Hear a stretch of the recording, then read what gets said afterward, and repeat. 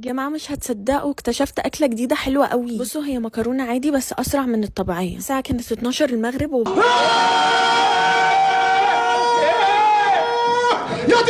بدور على حاجه اكلها. حطيت اول حاجه ربع جرام من زيت كريستالات. بعد كده هتجيبوا اي بيبي مكرونه عندكم. ياسمين عايزه مقطع النوع ده. وبعدين هتفضلوا تقلبوها في زيت كريستالات. ولو التاكسي شبكة بياكلها شحتة شبكة. عندكمش ممكن تحطوا زيت بالعافيه لحد ما لونها يتحول لجولدن اور زي كده. بعدين هنحط عليها كيلو ميه مبلول. ايه الطعابة والحلاوة دي؟ اقسم بالله ايه الاكل ده يا جماعة؟ وحد يجاوبنا ايه ده؟